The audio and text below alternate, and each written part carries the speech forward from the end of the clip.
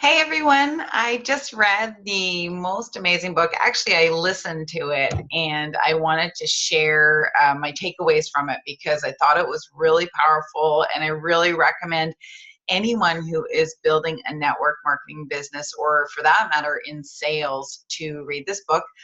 I've been hearing about it for 3.5 years, and my truth is that I never wanted to buy it because of the title.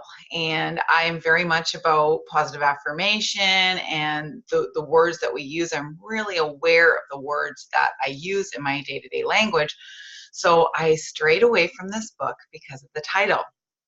And I am so excited that I pushed through that and listened to it anyway, because I got some huge growth and truths out of the title, or out of this book. And so without further ado, I'll tell you what book it is, but it's Go for No.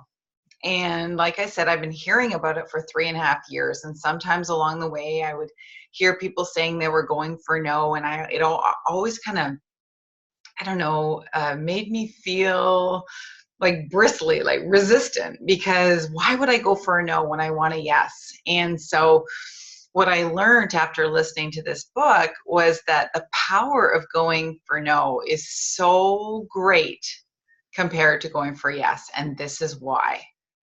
So wait, I'm going to back up a minute, and I'm going to tell you something that they share in this book. And that is that no in the Western culture is viewed as a negative word. Now, in Eastern culture, no is viewed as a positive word, or rather neutral. So it's the same as yes. So yes and no carry the same weight. It's not a personal thing. It's just a same energy type thing. So when we hear no, many of us hear no and think, oh, there's something wrong with me, or take it personally, or feel a negative feeling when they receive that no. And this book is all about reframing no, and appreciating no, and celebrating no. And what's so cool about that is it connected with many of the events that I've been to over the last few years. Whenever I've seen a top earner, a $1 million earner, amazing inspirational speaker up on stage, oftentimes they have talked about the fact that they're just the same as everyone else, just the same as all the other people in the room, except for one fact. One fact separates the top earners from the rest of the room, and that is that they've heard more no's. So keeping that in mind, when you think about sharing whatever your product or whatever your service is with the world, know that when you're getting no's, it means you're getting closer to your yeses. And the more no's you're going to get, the more yeses you're going to get.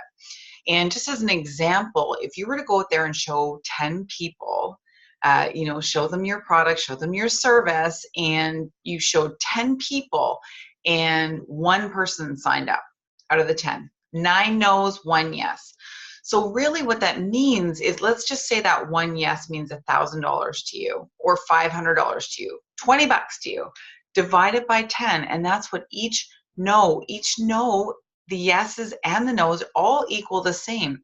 It's just you've got to go out and get those no's so you're getting the yeses.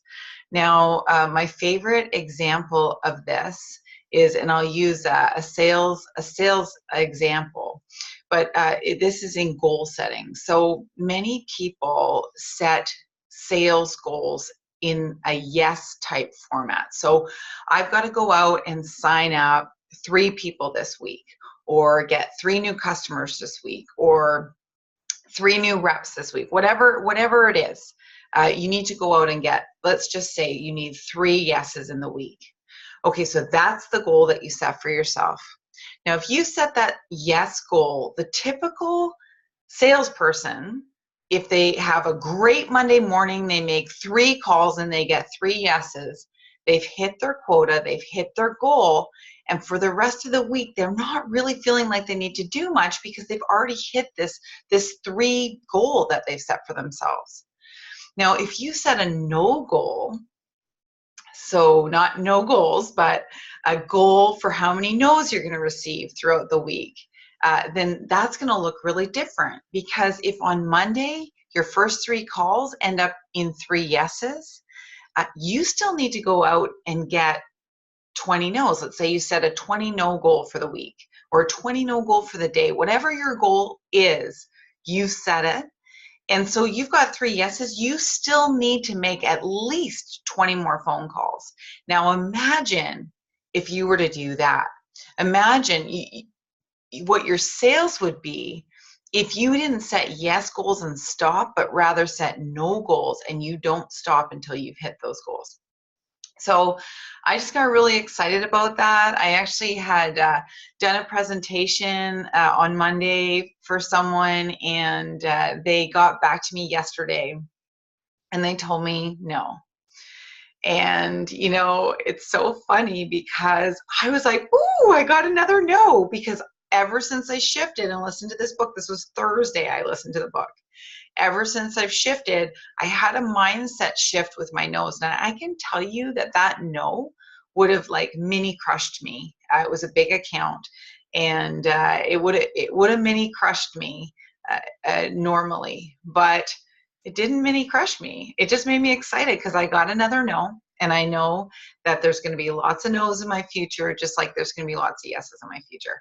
So I just wanted to share that with everyone because I'm excited. Sometimes you hear something and get it, but don't integrate it. And I really feel like this week I really integrated it.